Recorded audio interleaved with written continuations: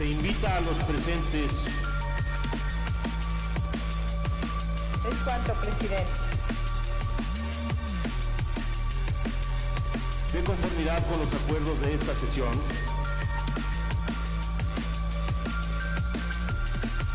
Cierres el sistema electrónico. Con su venia, diputado presidente. Adelante.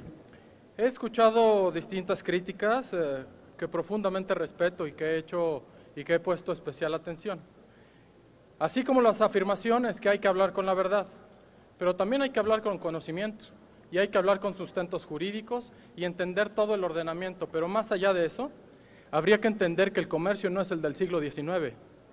Las carretas no siguen cruzando la frontera.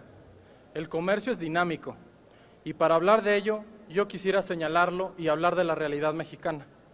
$1 millón por minuto es el intercambio comercial entre México y Estados Unidos. 1 millón de cruces diarios a través de la frontera entre México y Estados Unidos. Con las nuevas tecnologías, lo que se pretende impulsar efectivamente es un mayor flujo comercial, pero sobre todo de personas. El mundo vive una época distinta a la del siglo XX o la del siglo XIX. Hemos avanzado y por ende nos tenemos que adaptar a la realidad. Escuché que era un concepto o un problema de seguridad nacional, que había una falacia porque iba a haber mayor turismo, que los costos aduanales iba a reducir e iba a mejorar el tránsito. Por otro lado, escuché que podía haber un doble discurso, específicamente en materia internacional sobre derechos humanos. Por otro lado, escuché que pudiera ser un tema y una excusa para la ampliación de la licencia de portación de armas de extranjeros y laxos requisitos del cumplimiento, es decir, que los extranjeros pudieran adquirir armas de manera inmediata como pretexto de la implementación de esta reforma. Finalmente, escucho que es una clara intención de la violación de la soberanía, un concepto muy curioso, el de soberanía, que se utilice para los fines específicos y no se utiliza para lo que más le debe interesar al país y lo que más se ha reclamado en todos lados en el país, una mayor economía, más trabajo y fortalecimiento de la economía local. Voy a señalar brevemente lo siguiente. Esta reforma es el último eslabón de una serie de decisiones en materia económica y de comercio. En Laredo ya se trabaja con este esquema. En la garita de Otay, Baja California, y en la garita de Ciudad Juárez, Chihuahua, se va a beneficiar no solamente la industria agroalimentaria, sino la electrónica de importación a Estados Unidos, como se desarrolla en el estado de Jalisco y sobre todo en materia aeronáutica, que México, y estamos muy orgullosos de ello, que ha sido uno de los ejes más importantes para el fomento de la economía nacional. Para el punto y expresar un punto muy claro que no se viola la soberanía nacional. Los agentes que van a portar armas no pueden emitir ningún acto de autoridad y en esta materia había que utilizar el juicio de amparo.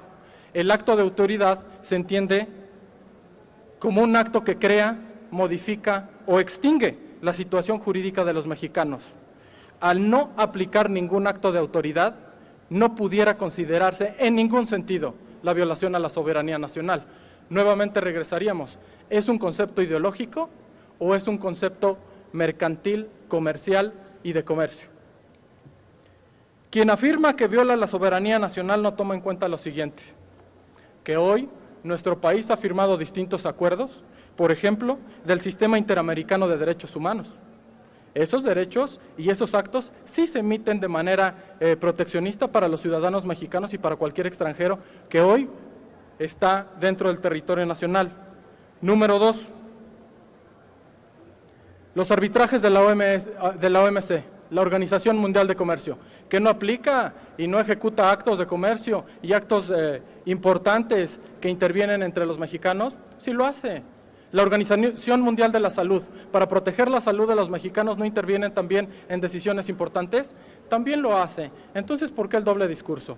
¿Queremos que avance la economía o no queremos que avance la economía? ¿Entendemos que el mundo está interrelacionado o utilizamos el viejo concepto de la Primera y Segunda Guerra Mundial de soberanía y por ende países como Brasil, que tanto se inspiran varios de mis compañeros, ya tienen... yo escuchaba aquí que ningún congreso lo ha aprobado. Brasil ya lo aprobó. Y Brasil tiene una dinámica economía, Uruguay ya lo aprobó, pero más allá, Honduras y El Salvador también lo están aprobando, por cierto, con un acuerdo muchísimo más profundo que solamente la aportación de armas. Yo diría, tenemos una firme intención para que la economía se mueva, intentando reconceptualizar el concepto de soberanía, o seguimos pensando en el pasado y que la economía se tiene que mover con el trueque. Muchísimas gracias, presidente. Gracias, diputado. Cámara de Diputados, 62ª legislatura.